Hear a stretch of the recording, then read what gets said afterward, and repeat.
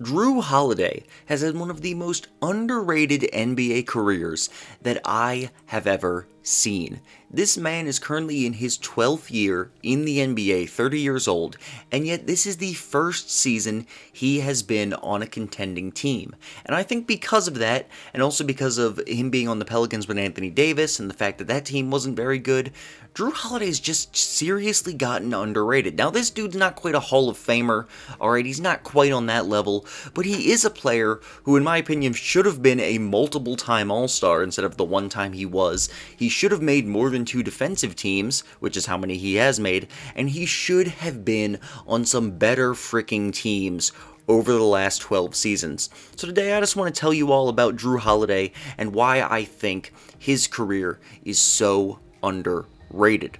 So to get right into it, Jrue Holiday is currently on the Bucks. This season, he is averaging 15, 5, and 5, along with 2 steals on 48% from the field, 36% from 3, and 78% from the free throw line.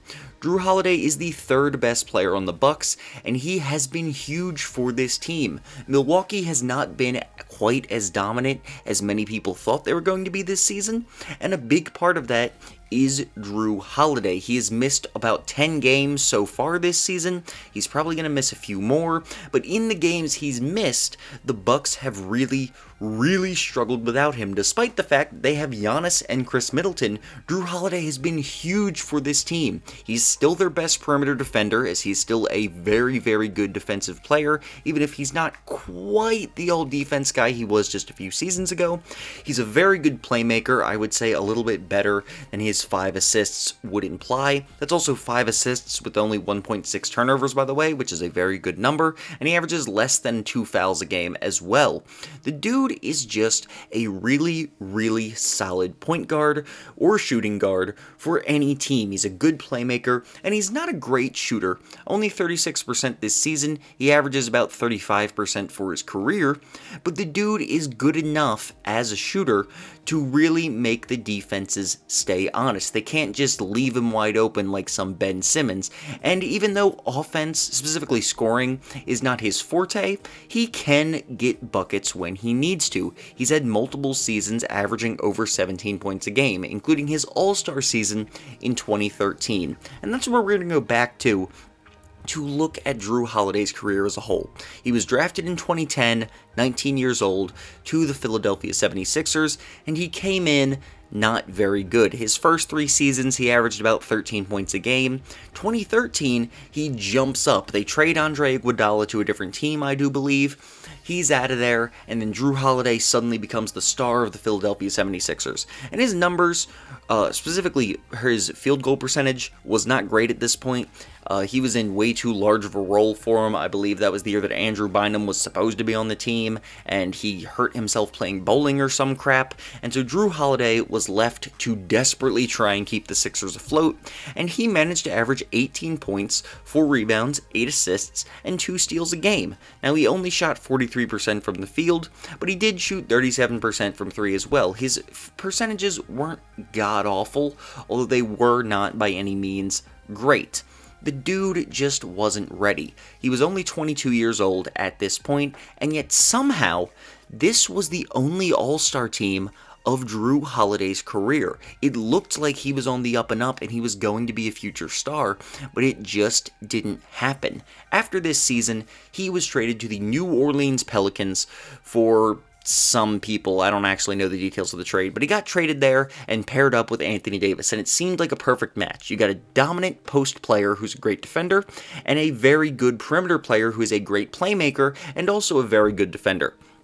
The first 2 years with the Pelicans were really sus for Jrue Holiday, and here's the other big thing. Aside from the Anthony Davis stuff, the Pelicans, or specifically Jrue Holiday on the Pelicans, has had some massive injury issues. We look from 2014 through 2020 when he was on the Pelicans, 34 games a season, 40 games a season, 65 games, 67 games. In 2018, he had his only fully healthy season where he played 81 games, and then in 2019 and 2020, it was back to 67 and 61 games. So if we count the 67 game seasons as healthy ones, he had 3 seasons where he played at least 67 games, where he had quote-unquote healthy seasons. Specifically, his first 2 years there, which I would say would have been the start of his prime, he only played 34 and 40 games, and those seasons were really good for Holiday as well. He was averaging about 15 points, 7.5 assists, and he was shooting about 45% from the field and 39% from three.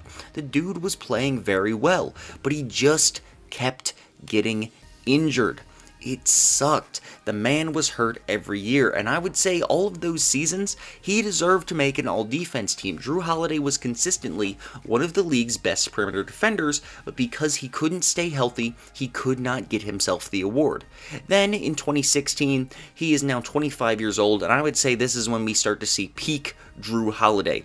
Over the next several seasons, Jrue Holiday is going to get his scoring up to about 18 to 19 points a game, peaking at 21 points in 2019. His assist numbers are going to keep going up, and he's going to average about 7 assists a game, peaking once again in 2019 at 8 assists. He's going to consistently average about 2 steals and 1 block a game through these years, and he's going to shoot about 47% from the field and 35% from 3.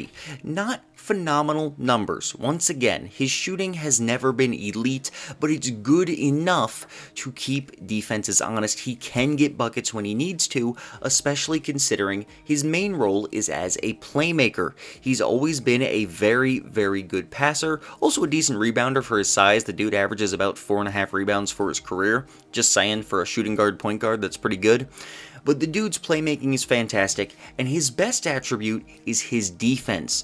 Jrue Holiday only made 2 defense teams. He made a first team in 2018 and a second team in 2019, but I would argue that Jrue Holiday deserved to make an all-defense team in 2016 and 2017 because in both of those seasons he played at least 65 games. He just missed the cut, and I think part of it is that New Orleans always kind of had a bad defense, and I think a lot of that comes from the fact that everyone knew how great Anthony Davis was on defense, so because the team's defense wasn't that good anyway, they kind of blamed everyone else on the roster, including Jrue Holiday, even though I would say at his peak, Jrue Holiday was arguably a better defender than Anthony Davis, but we're not here to crap on Anthony Davis today. Now, Jrue Holiday in 2018 had what I would probably say was the best season of his career. Alright, 49% from the field, 34% from 3, 79% from the free throw line. He averaged 19 points, 6 assists, 2 steals, and a block.